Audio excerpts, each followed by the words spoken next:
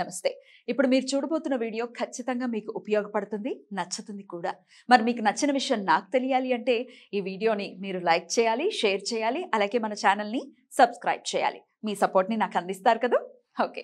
ఇప్పుడు వీడియోని స్టార్ట్ చేద్దాం. నమస్తే. Welcome to our channel. నేను పద్మిని. ప్రస్తుతం మనతో పాటు ప్రముఖ ఆధ్యాత్మికవేత్త, ఆస్ట్రోన్యూమరాలజిస్ట్, వేదిక్ వాస్తు స్పెషలిస్ట్, శ్రీ విద్య హనుమత్ ఉపాసకులు, బ్రహ్మశ్రీ డాక్టర్ శివయోగి సిస్లా జయశంకర్ గారు మనతో పాటు ఉన్నారు. మాట్లాడతాం. నమస్కారం సార్. మా ఆయుష్మతి భవ. సార్, వాస్తు డెఫినెట్ గా మేజర్ రోల్ ని ప్లే చేస్తుంది ఎవరి జీవితంలోనైనా. దిశ డెఫినెట్ గా దశని మారుస్తుంది అని అంటుంటారు.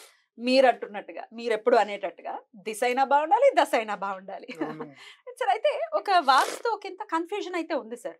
అంటే ఈ వర్గు వాళ్ళకి, అంటే ఈ అక్షరాలతో పేరు మొదలైతే గనక మీకు ఈ దిశ బాగుంటుంది అని కొంతమంది చెప్తారు. అంటే తూర్పు బాగుంటుందని ఒకళ్ళు చెప్తే, నార్త్ ఉత్తరం బాగుంటుందని ఇంకొకరు చెప్తుంటారు. మరి దేని ఫాలో చేయాలి అనేది ఒకంత కన్ఫ్యూజన్ అయితే ఉంటుంది. డీటెయిల్డ్గా దాన్ని అనాలిసిస్ చేసుకోవాల్సి ఉంటుంది.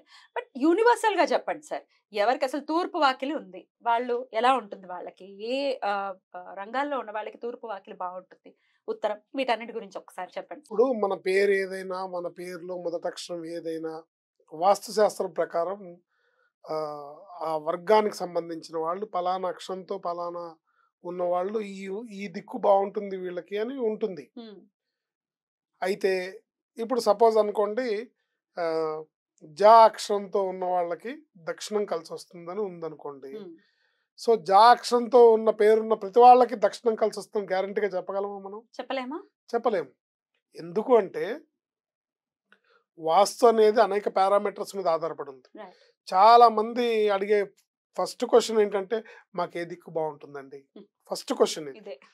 సో దిక్కు అనేది ఏ దిక్కైనా బాగానే ఉంటుంది. అవునా?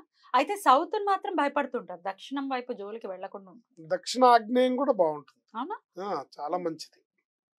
సౌత్ లో కూడా ఉండ ఉండ ఉండదగిన వాకిలి ఉంటుంది, ఉండకూడని వాకిలి ఉంటుంది. దానిలో ఎక్కడుందనేది మనం చూసుకోవాలి. Right. ఏంటి అయితే ప్రధానంగా ఇక్కడ ప్రజలందరూ ప్రేక్షకులు గమనించాల్సింది ఏంటంటే, సపోజ్ అనుకోండి ఒకళ్ళకి తూర్పు వాకిలి బాగుంటుంది. సర్వసాధారణంగా తూర్పు వాకిలి అందరికీ కలిసి వస్తుంది, అందరికీ పనికి వస్తుంది.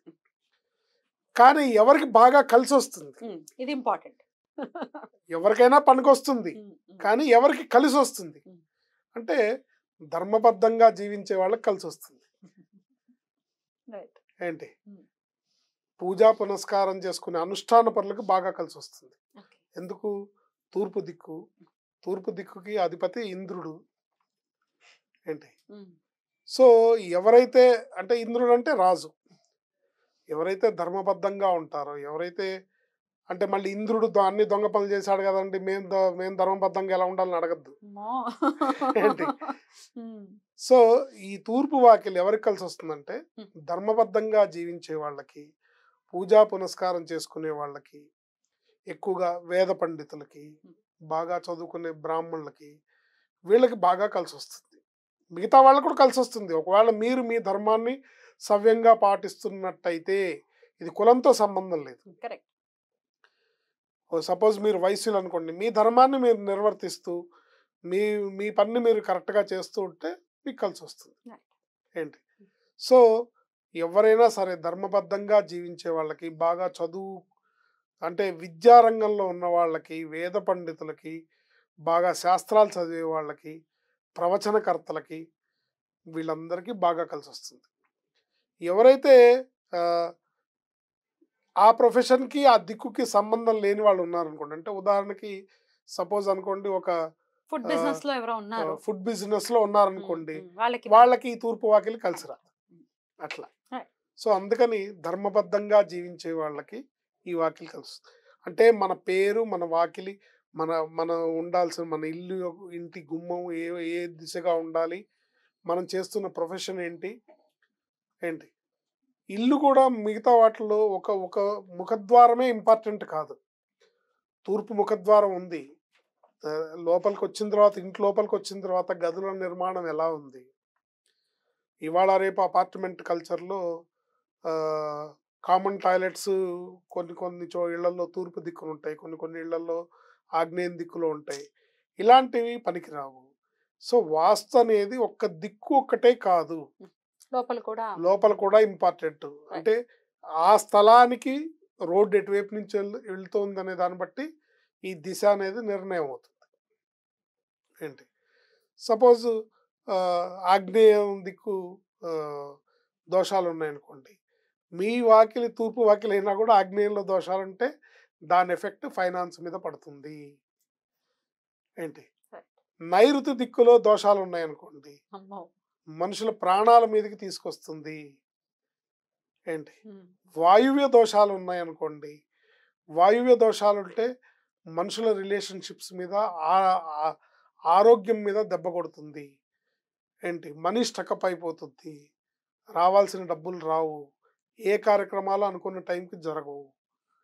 అట్లాగే ఉత్తర దిక్కులో దోషాలు ఉన్నాయనుకోండి, మీ ఇంట్లో పిల్లల పెళ్ళిళ్ళ మీద, పిల్లల వివాహ సంబంధ బాంధవ్యాల మీద, పిల్లల భవిష్యత్తు మీద దెబ్బ కొడుతుంది. ఇలాంటివన్నీ మనం చూసుకోవాలి. సో ఒక్క దిక్కు అనేది మాత్రమే కాకుండా, అంటే వాస్తు అనగానే అయ్యా మాకు ఏ దిక్కు కలిసి వస్తుంది, ఇది ప్రధానమైన ప్రశ్న ఫస్ట్గా అడుగుతారు. అందుకని ప్రజల్లో ఈ అపోహ పోవాలి. ఏ దిక్కైనా అసలు మనం స్థలం కొనేటప్పుడు మనం నిర్ణయించుకోవాలి, మనం ఏ రంగంలో ఉన్నాము, మన వృత్తి ధర్మం ఏంటి, మన మన ధర్మం ఏంటి, మన కుటుంబ ధర్మం ఏంటి, మనం చేసే పని ఎలాంటిది, మనం చేసే పని పట్ల ఈ దిక్కు కలిసి వస్తుందా లేదా. ఎందుకంటే దిక్కులకి ఒక్కొక్క దిక్కుకి ఒక్కొక్క అధిపతి ఉన్నారు కాబట్టి దాన్ని అనుసరించి వాళ్ళకి ఫలితాలు ఉంటాయి. కాబట్టి నేను ముందు చెప్పినట్టుగా తూర్పు దిక్కు అనేది బాగా విద్యారంగంలో ఉన్న వాళ్ళకి, కులంతో సంబంధం లేదు, విద్యారంగంలో ఉన్న వాళ్ళకి, ధర్మబద్ధంగా జీవించే వాళ్ళకి, ఇప్పుడు పెద్ద పెద్ద లెక్చరర్స్ ఉంటారు, ప్రొఫెసర్స్ ఉంటారు, వాళ్ళు ఏదో కమర్షియల్గా కాకుండా విద్యని చెప్పాలనే తాపత్రయంతోనే ఎంతోమంది విద్యార్థుల్ని తయారు చేస్తుంటారు, దేశ పౌరుల్ని తీర్చిదిద్దుతూ ఉంటారు. అలాంటి వాళ్ళకి బాగా కలిసి వస్తుంది. బిజినెస్ చేయాలి అనుకుంటే బిజినెస్ చేయాలనుకుంటే కలిసి రాదు. అది. సో ఇది మనం తెలుసుకొని మనం స్థలం కొనుక్కునేటప్పుడే మన ప్రొఫెషన్ అనుసరించి మనం ఆ స్థలాన్ని తీసుకోవడము జారీ చేయాలి. ఇప్పుడు ఆ అపార్ట్మెంట్ అనుకోండి, మీ అపార్ట్మెంట్ తూర్పు వాకిలి అయినా కూడా అపార్ట్మెంట్ మెయిన్ ఎంట్రన్స్ దక్షిణం ఉందనుకోండి, లేకపోతే పశ్చిమం ఉందనుకోండి, అప్పుడు ఆ స్థలానికి ఎంట్రన్స్ దక్షిణమే కదా, అలాగే కన్సిడర్ చేయాలి. అంటే దాన్ని బేరీజ్ వేసుకోవాలి. అది ఈ రెండు మనకి మ్యాచ్ అవుతాయా లేదా, అక్కడ ఏమన్నా దోషాలు ఉన్నాయా, ఇవన్నీ చూసుకోవాలి. చూసుకున్నప్పుడే వాస్తు అనేది మనకు బాగుంటుంది. వాస్తు బాగుంటే మనకి 99% మనం సేవ్ అయినట్టే. ఎందుకంటే జాతకం మన చేతుల్లో లేదు, వాస్తు అనేది మన చేతుల్లో ఉంది. చూసుకొని దాన్ని మనం ముందుకు తీసుకెళ్ళడం ద్వారా తప్పకుండా అనేక రకాల సమస్యల నుంచి మనం బయటపడతాం.